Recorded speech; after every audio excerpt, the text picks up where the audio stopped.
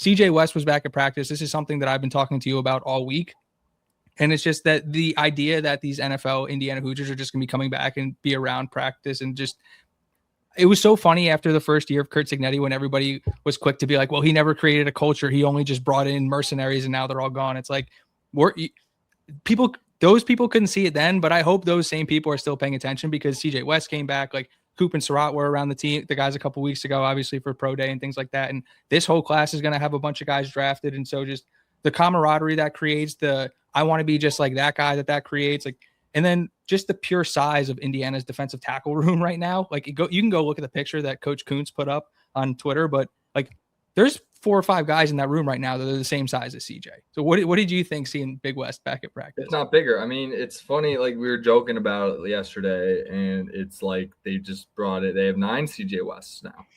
Like, that's what it seems like. And yeah, this is just, it's crazy how quickly they've done it. I mean, when we just started the show, it really goes to, the strength and conditioning staff, the development of Curt Cignetti, the process that he's been able to implement, and all the guys just kind of fall in line, it really seems like. And now they have that depth where it's like, this feels like the Saban Bama teams. Like it does. And it's something we're going to say over and over and over again.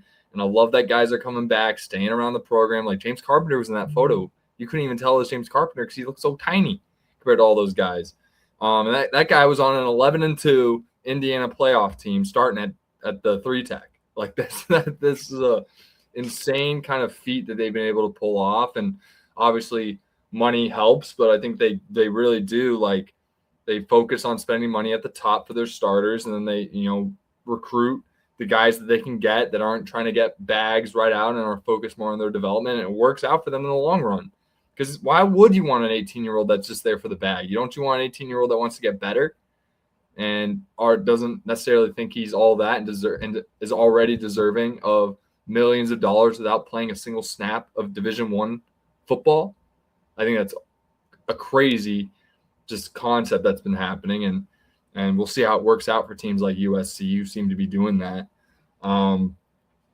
Which all their guys end up leaving. Yeah, it could work. And like, here's the thing: like, you spend that money on an 18-year-old, and you got have a couple 8 and 4 years. Like all of a sudden they're in the portal and they're going to play for Indiana. Like that's the issue. Of why I don't want to, pay for these freshmen, right? Like, and I think, like I said, it's the gold standard of roster construction in the NIL portal era. Cignetti has figured it out. It's a straight up masterclass. Ohio State's almost in the same way. Like they have that brand. They don't need to throw bags at guys to make them go to Ohio State. They're Ohio State. Like you go there, like you're following the standard. Like, and I can talk about them in the same vein because they won a championship 2 years ago. Like the only teams I'm worried about these days are freaking Ohio State, Oregon, Miami a little bit, and Notre Dame a little bit. Like that's really it. Like anyone in the SEC, like if we whoop Bama, like I don't know. Is anyone in the SEC touch us? I'm not sure. Remains to be seen. Cignetti's undefeated against the SEC all time. Unless James Madison played an SEC team at some point. I don't think he did. But yeah, it's astronomical. We've already said how much we love the room.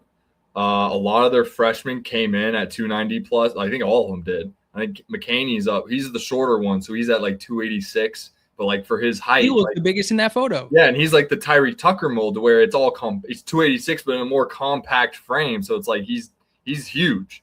Like, so it's great to see. Like it's they're following that mold, and these guys, they're going to be demons. Like it's going to be less and less portal filling because they have all these guys in the wings that are year 2, year 1 guys and next year they're going to be year 2, year 3 guys that are going to be a big part of the program and are going to have to carve out roles. And it's going to be more exciting to talk about spring because we're not going to know who the starters are. There's going to be so much competition.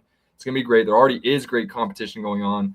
Guys are pushing the older guys. That's how it's always been, but it's even at a greater level than it was in years past. Like you go to the depth charts of the past 2 years of Indiana, those 3 and 4 deeps were questionable, right? Like the 2 deep last year was great. The 1 deep year 1 was awesome. Right. But like beyond, like as you go deeper into those depth charts, they're not as strong. Whereas this year, that's why we feel so strongly about how they're going to go back to back, which almost seems impossible. And when's the last team to go back to back in football? Bama, right? Georgia? Yeah, Georgia. You're right. Yeah, but that's what it feels like. Like they've cracked the code. It feels like. Well, Yogi Roth and Todd Blackridge were at practice this week, like walking around, and Yogi put up something on his YouTube channel that dropped like 2 hours before we went Love live. Yogi Roth. Shout out Pac-12 Network. Basically saying that the defending national champions are going nowhere, and it's now that Cinderella's story is dead, and like you can feel it around the program that the standard has risen, and all these different things, and everything basically that you just spoke about is radiating out of this team from the people who go there, and those are the, I guess, buzzwords that we've been looking at for 2 years with this team. Is everybody who goes around that program and walks away from it says the same things. It's like the right things are going on behind closed doors, and yeah, it's really, really exciting for Hoosier fans. Brad, you mentioned something there a little bit ago, and I was able to give my take on this last week when I hopped on briefly for the live. But you mentioned the strength and conditioning staff. Obviously, Tyson Brown, I don't know if you heard this story, but his family was like 2 hours or 20 minutes from Elon before he got the call to go back to Washington State. So like he was like full blown like working for Sig for at least a couple of days before he ended up going back to Washington State. But obviously Charlie Becker might not practice for the rest of the spring. So that has some people maybe a little bit nervous, but Schott and Gibbs are back on the field. And so what is your kind of takeaway from the new strength and conditioning staff? Are you seeing anything on that front? And what are your initial takeaways from Tyson Brown? Yeah, it seems like, I mean, a lot of guys are out mostly due to wear and tear from the previous year. One thing I did notice, I don't know if it's strength and conditioning purposes, but everyone on the D-line, O-line, mandatory knee braces. Love that. I think the main thing is like how healthy we've been able to stay. Just we're like taking away like season-ending injuries, which are just kind of not really preventable. There's nothing you can do. Not really preventable there. Keeping the guys fresh, keeping the guys healthy. As long as that philosophy is still there, I feel like they're doing a great job. One thing I've been really impressed with is the amount of weight that a lot of the important positions to where that's needed is coming from, where it feels like everyone's kind of at that standard weight where like linebackers are around 225, 230, 235. D linemen are all about where they should be, every single one of them, except for maybe Kavante Hoogan, who's still listed at 227. O-line, everyone's above 300 or hovering around it. And the tight ends, like Elmore's already up to 236. Like, that's exciting, right? Like, that's a blue chip tight end recruit that we have sitting in my 5 deep right now. And he's just a weight, mostly there because of his low weight. And, you know, that guy, the quicker that guy gets physically ready to play college football, the better off we're going to be. And we have so much depth at that position. It's like, I'm almost at a point where it's like, I don't care who goes out. Like, I don't care who goes out there. Like, I know they're going to get, if they're out there, they're going to get the job done, you know? And that's what's so awesome. Like high level. I know I'm straying away from strength and conditioning. It's like, you watch all these like spring shows and everyone's like figuring out their problems. Like, oh, who's going to play quarterback at Tennessee? Who's going to play quarterback at Alabama? Like, what's going to happen with the Ohio State D-line? Like, how are we going to figure that out? Indiana, it's like, fuck, we're top 10 at every position at least.